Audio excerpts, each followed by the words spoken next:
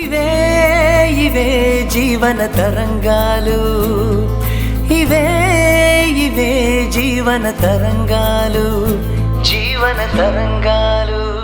వదిలేయండి. సరే అయితే వదిలే. అది కాదండి.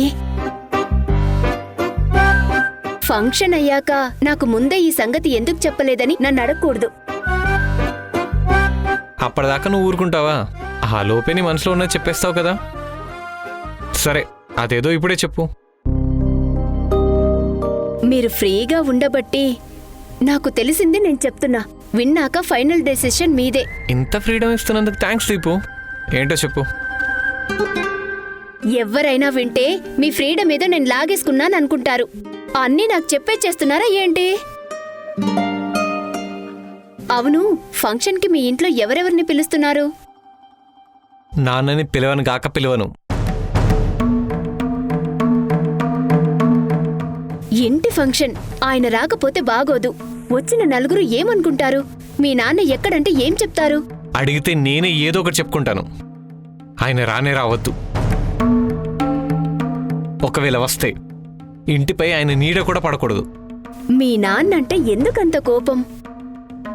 మా నాన్న వల్ల మా అమ్మ ఎంత టార్చర్ అనుభవిస్తుందో నాకు తెలుసు. అలాంటి ఆయన మా నాన్న అని చెప్పుకోవడానికే నాకు అవమానం అనిపిస్తుంది.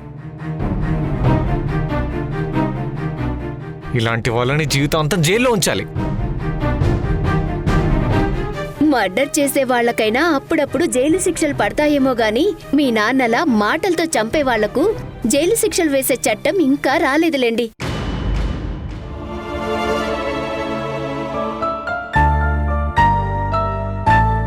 ఎలాగో వీళ్ళకి చట్ట ప్రకారం ఏ శిక్ష లేదు.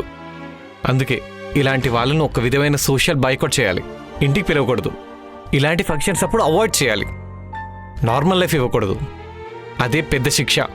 అందుకే నేను నాన్నని పిలవను, ఆయన రాకూడదు. సరే అయితే మీ ఇష్టం. మరి అమ్మమ్మ? అమ్మమ్మ వస్తుంది. అమ్మమ్మ, అమ్మ, కీర్తి, మా పిన్ని అందరినీ పిలుస్తాను. మన కొత్త ఇల్లు చూస్తే అమ్మమ్మ చాలా సంతోషిస్తుంది కదా? అవును, మనం ఇల్లు కట్టడానికి చాలా హెల్ప్ చేసింది. నేనంటే అమ్మమ్మకు చాలా ఇష్టం. అవును.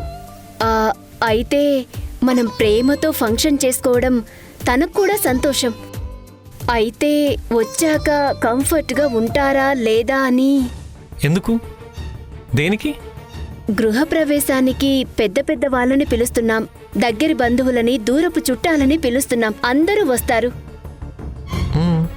వాళ్ళిళ్లల్లో ఏదో ఒక ఫంక్షన్కి అమ్మమ్మ వంట చేయడానికి ఎప్పుడో ఒకసారి వెళ్లే ఉంటుంది కదా. పనిలేని వాళ్ళు వంట మనిషి శాంతమ్మ గారు అని గుర్తు పెట్టుకుని పలకరిస్తే అమ్మమ్మకి చిన్నతనమే, మనకి బాధే. అలా అంటావా? కనీసం మీరు సెటిల్ అయ్యాకైనా అమ్మమ్మ వంట పనికి వెళ్లడం మానేయాలి. కానీ అలా చేయలేదు. ఇప్పుడు చూడండి, పెద్ద పెద్ద వాళ్ళందరూ వస్తారు. మీ ఆఫీస్ వాళ్ళు, క్లయింట్స్ అందరూ వస్తారు. అందరి ముందు మీ అమ్మమ్మ వంట మనిషి అని తెలిస్తే మీ మనసు చిన్నబోతుంది కదా. అలా అని అమ్మమ్మని పిలవకుండా ఉంటే బాగుంటుందా? మనం ఎలాగైనా పిలుస్తాం, అందులో ఎలాంటి సందేహం లేదు. కానీ ఇంతమంది పెద్ద మనుషుల మధ్య కలివిడిగా ఉండాలంటే తనకి ఇబ్బందిగా ఉంటుంది. అందరూ ఖరీదైన చీరలు కట్టుకుని, నగలు పెట్టుకుని వస్తారు. అమ్మమ్మ వాళ్ల కోసం కట్టు బొట్టు ఎప్పుడు మార్చుకోదు. ఖరీదైన చీరలు కట్టదు. మనమేమో ప్రేమగా పిలుస్తాం, వస్తుంది. కానీ అందరూ తనను తక్కువగా చూస్తే పాపం ఆ బాధ తట్టుకోలేదు. తనకు తోచిన విధంగా తను బ్రతుకుతుంది. అలాంటిదాన్ని మనం ఫంక్షన్కి పిలిచి బాధ పెట్టినట్టవుతుంది కదా. అలా అని పిలవకుండా ఉంటామా? అలా చేయకండి. పిలవకుండా ఉంటే బాధపడతారు. అలా చేయడం కరెక్ట్ కాదు కూడా. మనకి ఎంత హెల్ప్ చేశారు. అలా అని పిలిచినందుకు తనొస్తే ఫంక్షన్లో ఎవరైనా తనని చిన్నచూపు చూస్తే ఇంకా మనసు నొప్పించినట్టవుతుంది. తనకు అవమానం జరిగితే తనకంటే ఎక్కువ మనం బాధపడాల్సి ఉంటుంది. మరి ఇప్పుడేం చేద్దామంటావు? మీ అమ్మకు చిన్నగా చెప్పి చూడండి. అమ్మమ్మకు ఇంటికే వెళ్లి తాంబూలమిస్తే సరిపోతుంది. ఇదే మీ అమ్మకు చెప్పి చూడండి, అర్థం చేసుకుంటుంది. అమ్మమ్మను ఫంక్షన్కి రమ్మండానికి ఏముంది, పిలుస్తాం.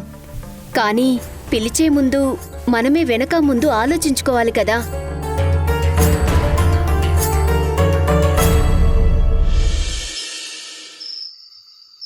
ఈరోజు ఇక్కడే భోంచేసి వెళ్దామని అనుకున్నాను. భార్య చనిపోయి 20 ఏళ్ళు అయింది. ఆడదిక్కులేని ఇల్లు. అప్పటినుంచి నేనే వంట చేస్తున్నాను. అది తిని నోరు చెడిపోయింది. వంట అంటే ఆడవాళ్ళు చేస్తేనే రుచి. అందుకే నీ చేతి వంట తిందామని ఉంది. ఇంకో పెళ్లి చేసుకుని ఉండాల్సింది. చేసుకోవాల్సింది. కానీ నా భార్య చనిపోయినప్పుడు నిరూప్కి 3 ఏళ్ళు. నేను పెళ్లి చేసుకుంటే తనకు సవత్తల్లి అవుతుంది. నా సుఖం కోసమని బిడ్డ సుఖాన్ని బలివ్వలేను. సవతి తల్లులందరూ కష్టపెట్టరు. ఇప్పుడు శాంతమ్మ ఉంది. రాజశేఖర్కి నిన్నిచ్చి పెళ్లి చేసి తన చేతులు దులుపుకుంది. నీ గొంతు కోసింది. సవత్తల్లే కదా. అదే సొంత కూతుర్ని అసిస్టెంట్ కమిషనర్ని చేసింది. చూడండి, విషయం తెలియకుండా నోటికొచ్చినట్టు మాట్లాడకండి. నేను మిమ్మల్ని పిలిచింది ఈ విషయాలు మాట్లాడడానికి కాదు. ఓకే సరే, దేనికోసం పిలిచావు నువ్వు నన్ను? మీరు గారు అని పిలవకు. నువ్వు నాకు కాలేజీ నుంచి తెలుసు. చక్రధర్ అని పిలిచే చొరవ రైట్ నీకుంది. ఇది చొరవ రైట్కు సంబంధించింది కాదు, సంస్కారం మర్యాదకు సంబంధించింది. నాకు పెళ్ళిడికొచ్చిన కూతురుంది కాబట్టి మర్యాద ఇచ్చి పుచ్చుకుంటే మంచిది. అలాగే మా అమ్మని ఆమె ఈమె అని పిలవకండి. ఇది తన గౌరవం, అంటే మా ఇంటి గౌరవం. ఇక మిమ్మల్ని ఇక్కడికి పిలిచింది మీ కొడుకు నిరూప్ గురించి మాట్లాడడానికి. చూసావా, నేను నువ్వు ఒకేలా ఆలోచిస్తున్నావు చూడు. నేను కూడా నిరూప్ గురించి మాట్లాడడానికే వచ్చాను. కాలేజీ నుంచి నువ్వు ఫస్ట్, ఇప్పుడు కూడా నువ్వే ఫస్ట్. చెప్పండి, మీరేం చెప్పాలనుకున్నారు? నిరూప్కి 3 ఏళ్ళప్పుడే అమ్మ చనిపోయింది. నువ్వే వాడికి ఎన్నోసార్లు భోజనం పెట్టావు. డైరెక్ట్గా విషయం ఏంటో చెప్పండి ప్లీజ్. కాలేజ్ చదువు సగంలో మానేశాడు. తప్పొప్పులు చెప్పడానికి తల్లి లేదు. కానీ ఇప్పుడు బాగా సెటిల్ అయ్యాడు. మంచి జీతం. నేను గీసిన గీత దాటాడు. అయితే ఇంకా దాచేదేముంది? నిరూప్ నా దగ్గరకొచ్చి కీర్తిని పెళ్లి చేసుకోవాలనుకుంటున్నాను అని చెప్పాడు. ఆ విషయం మాట్లాడడానికే నేను మిమ్మల్ని పిలిచింది. ఫైన్. నీ భర్త వ్యవహారం నాకు నచ్చకపోయినా నువ్వు నాకు కాలేజ్ ఫ్రెండ్. ఇప్పటికీ నువ్వంటే నాకు అభిమానం. ప్లీజ్, దేనికైనా లిమిట్స్ ఉండాలి. కాస్త పద్ధతిగా మాట్లాడుకుంటే మంచిది. మనము మనుషులు. సరే సరే, ఈ పెళ్లికి నేను సంతోషంగా ఒప్పుకుంటున్నాను. నాకు ఎటువంటి అభ్యంతరమూ లేదు.